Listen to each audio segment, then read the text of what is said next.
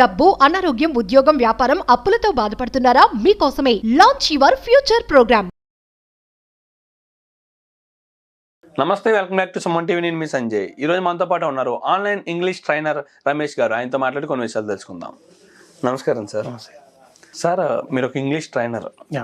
ఇప్పుడు చాలా మందికి ఇంగ్లీష్ నేర్చుకోవాలని ఉంటుంది, అవసరం కూడా ఉంటుంది.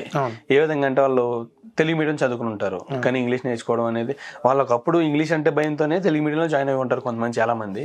ఒక్కొక్కరు అయితే అనుకునే విధంగా తెలుగు మీడియంలో జాయిన్ అవ్వాల్సి వస్తుంది.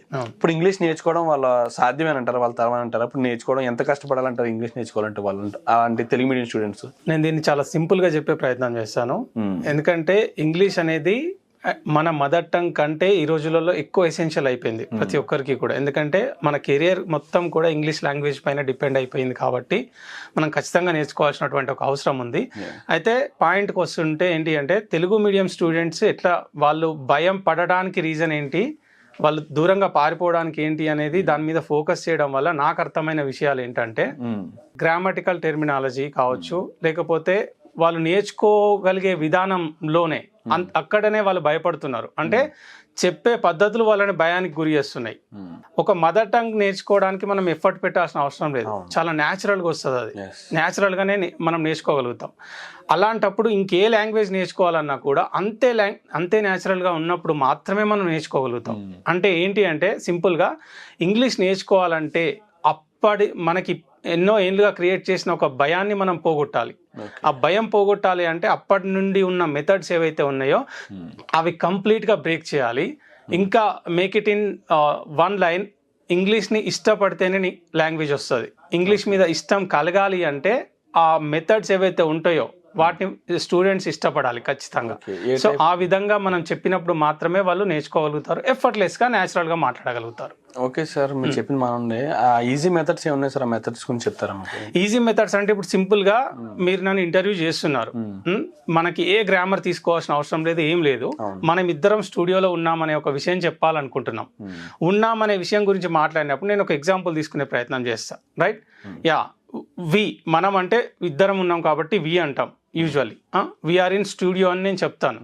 ఓకే, ఆర్ అనేది ఏంటి అంటే మనం ఇప్పుడు ఉన్నాం అనే విషయాన్ని చెప్తుంది. We are in studio, right?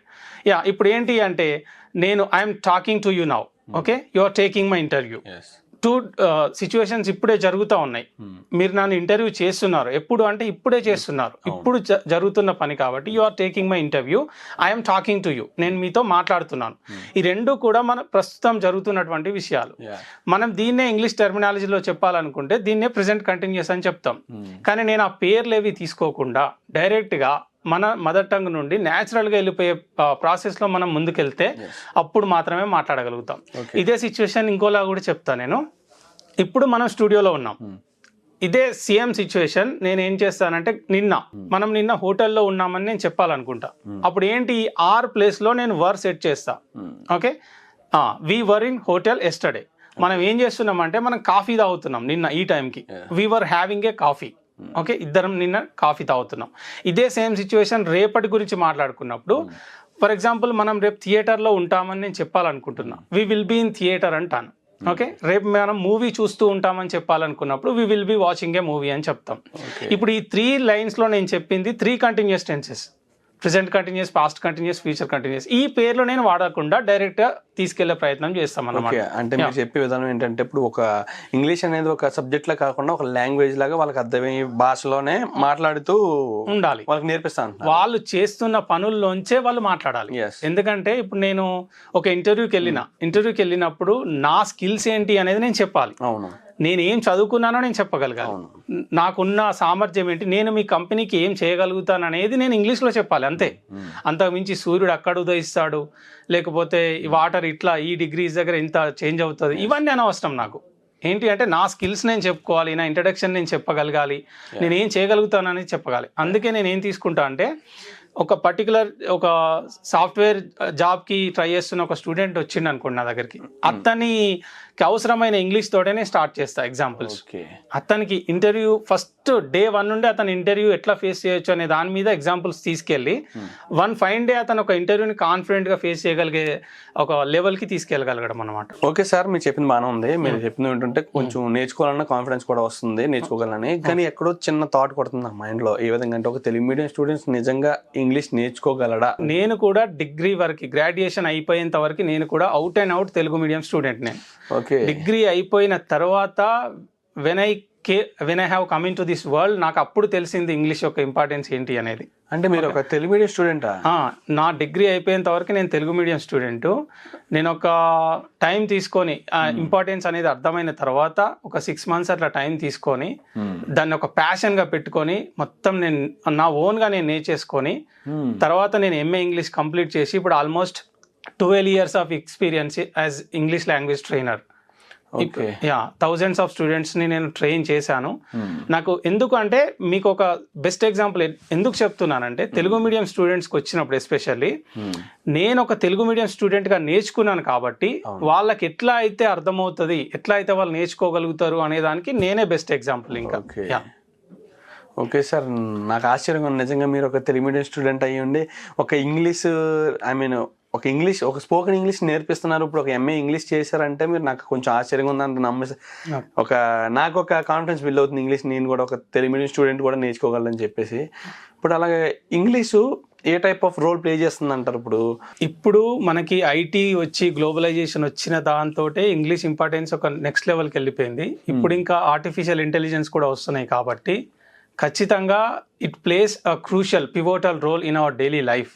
ఎందుకు అంటే మన కెరియర్ అనేది 10xలో 3xలో 4xలో మనం తొందరగా క్యాచప్ కావాలి అంటే, మన శాలరీస్ కావచ్చు, మన కెరియర్ కావచ్చు, బిల్డప్ కావాలంటే ఖచ్చితంగా ఇంగ్లీష్ అనేది it plays a pivotal role. ఎందుకు అంటే మనకి మన క్వాలిఫికేషన్ని మనం ఎక్స్ప్రెస్ చేయాలన్నా కూడా, మనం ఏ ఇంటర్వ్యూ ఎక్స్ప్రెస్ చేయాలన్నా కూడా ఖచ్చితంగా మనకి ఇంగ్లీష్ కమ్యూనికేషన్ అనేది ఖచ్చితంగా ఉండాల్సిందే. అట్లా అని చెప్పి మొత్తం మీరంతా లిటరేచర్ నేర్చుకోవాల్సిన అవసరం లేదు. నీ జాబ్కి ఏం అవసరం అది నువ్వు కాన్ఫిడెంట్గా ఎఫర్ట్లెస్గా మాట్లాడడం అనేది ఇంపార్టెంట్. ఇప్పుడు ఎట్లా అంటే మనం చూస్తే కొన్నిసార్లు కొందరు నేర్చుకొని వచ్చినట్టు మాట్లాడడం కనిపిస్తూ ఉంటుంది, అది మనం క్యాచ్ పట్టుకోవచ్చు తొందరగా. కానీ నేర్చుకొని వచ్చినట్టు కాకుండా న్యాచురల్గా, చాలా క్వైట్ న్యాచురల్గా ఎట్లా మాట్లాడగలుగుతాం అనేది చాలా చాలా ఇంపార్టెంట్. ఎందుకంటే ఇంటర్వ్యూయర్ అబ్జర్వ్ చేసేది కూడా అదే. అవును సార్. అట్లా న్యాచురల్గా నేర్పించడం అనే కాన్సెప్ట్ పైన నేను ఎక్కువ ఫోకస్ చేయడం జరిగింది. అట్లనే క్రాఫ్ట్ చేయడం కూడా జరిగింది అన్నమాట. అయితే ఇక్కడ ఇంకొక విషయం చెప్పాలి, ఇంపార్టెంట్ విషయం ఏంటంటే, చాలా మంది వచ్చే స్టూడెంట్స్, సార్ మాకు గ్రామర్ తెలుసు, మేము చిన్నప్పటి నుండి నేర్చుకుంటున్నాం ఇంగ్లీష్, ఒక 15-20 years నుండి కూడా నేర్చుకుంటూనే ఉన్నాం. అయితే ఎక్కడ ప్రాబ్లం వస్తుంది అంటే, when it comes to communication we are not able to communicate with the world అనేది వాళ్ళు చెప్తున్న విషయం. నిజమే, గ్రామర్ 100% తెలిసినా కూడా you may not be able to speak at least 1 line కాన్ఫిడెంట్లీ. ఎందుకంటే it is completely different from grammar. ఎందుకంటే కమ్యూనికేషన్ అనేది మనకి ఎంత తెలుసు అనేది కాదు, మనం ఏం మాట్లాడతాం అనేదే మనల్ని ముందుకు తీసుకెళ్తుంది. కాన్ఫిడెంట్గా, అది కూడా న్యాచురల్గా మాట్లాడాలి. అందుకే నేను బిలీవ్ చేసేది ఏంటంటే, గ్రామర్ టెర్మినాలజీ అస్సలే యూజ్ చేయను నేను, అసలు సంబంధమే లేదు. ఎట్ ద సేమ్ టైం మీరు మీ కోర్స్ అయిపోయేసరికి మీకు గ్రామర్ పైన 100% కమాండ్ ఉంటుంది, మీరు స్పోకెన్ ఇంగ్లీష్ని కమ్యూనికేట్ కాగలుగుతారు ఈజీగా. అది ఆ బ్యాలెన్స్ అయితే వస్తుంది లాస్ట్ వరకు. అంటే నాకు ఇంకో చిన్న డౌట్ ఉంది సార్.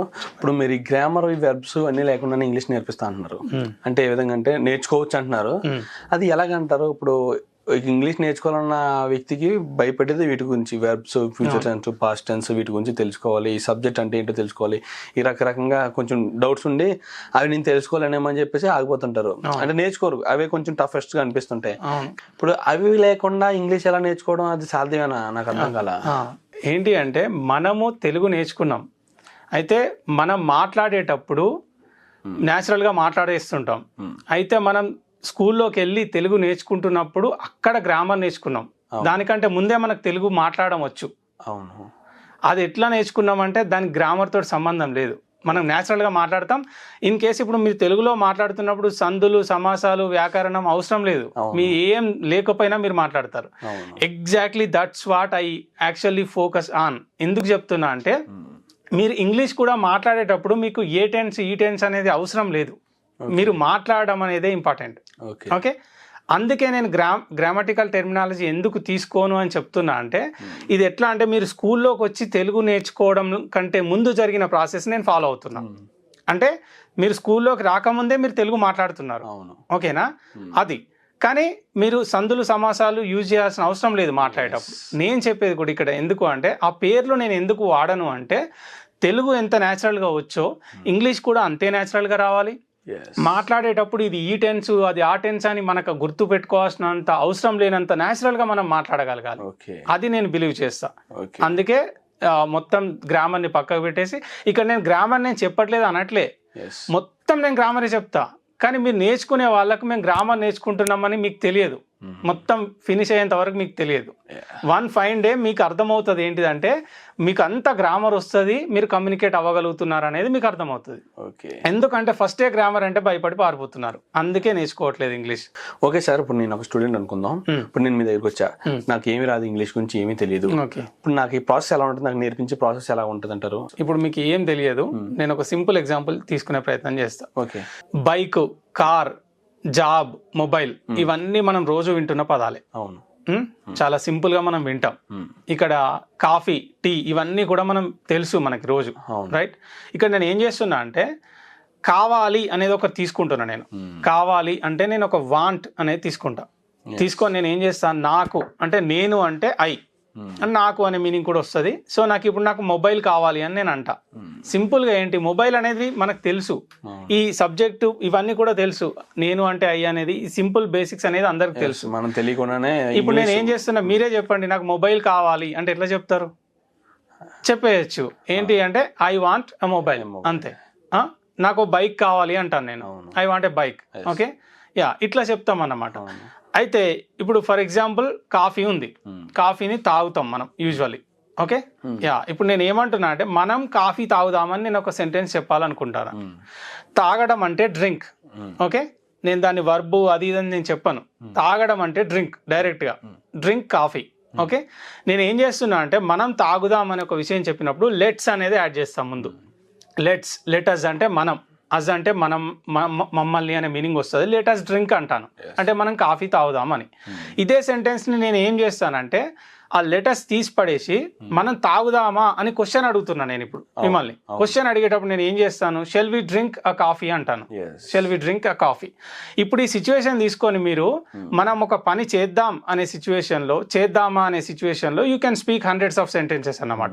ఫర్ ఎగ్జాంపుల్ ఏమంటాను, లెట్స్ గో ఫర్ లంచ్ అంటాం. లెట్స్ గో ఫర్ లంచ్, మనం లంచ్ చేద్దామా అంటే let's go for, shall we go for a lunch, ఇట్లా చెప్తాం. Okay, let's watch the movie అంటాం అంటే మూవీ చూద్దామా అన్నప్పుడు shall we watch the movie, ఇట్లా. సో ఈ సిచ్యువేషన్ వచ్చినప్పుడు మీరు డైరెక్ట్గా అప్లై చేసే ప్రయత్నం చేయొచ్చు అన్నమాట. ఓకే, ఈ విధంగా అన్నమాట.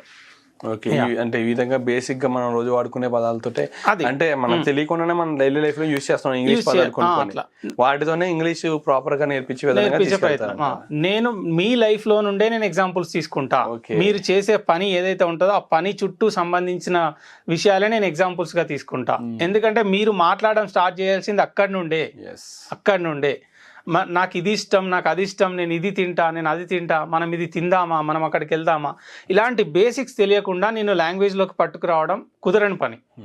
ఓకే, ఫస్ట్ నీకు ఏది ఇష్టం, నాకు ప్రభాస్ అంటే ఇష్టం, నీతో చెప్పించాలి నేను ఆ విషయం.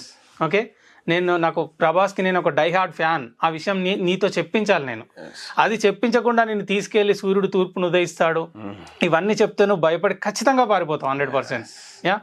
నీకేది నచ్చుతుందో అందులో నుంచి స్టార్ట్ చేసి నీకు తెలియకుండా నేను లాంగ్వేజ్లోకి పట్టుకొచ్చి తర్వాత ప్రాసెస్ అనేది ముందుకెళ్తుంది. ఇప్పుడు నేను ఒక ఎంప్లాయీని, అంటే ఏ విధంగా అంటే, ఇప్పుడు ఇంగ్లీష్ రాని వాళ్ళు కూడా చాలా మంది ఎంప్లాయీస్ చేస్తారు, చాలా మంది ఎంప్లాయ్మెంట్ ఉంది, అండ్ వాళ్ళు ఉద్యోగాలు వాళ్ళ జాబ్ వాళ్ళు చేస్తున్నారు, బాగానే ఉంది కదా.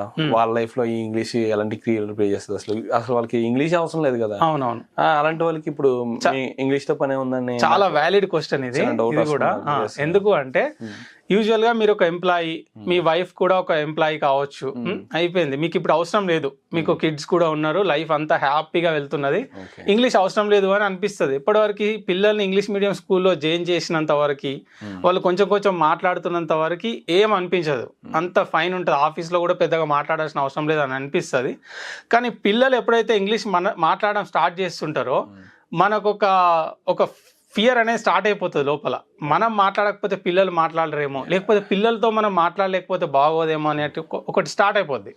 ఇవన్నీ పక్కకు పెట్టినా కూడా ఒక లాంగ్వేజ్ నేర్చుకుంటే ఏమైపోతుంది, పడి ఉంటుంది కదా, అది జాబ్ కోసమో దీనికోసమో అని పక్క పెట్టినా కూడా ఇంగ్లీష్లో మాట్లాడడం అంటే ఆ ఫీలింగ్ ఒకటి ఉంటుంది అట్లీస్ట్.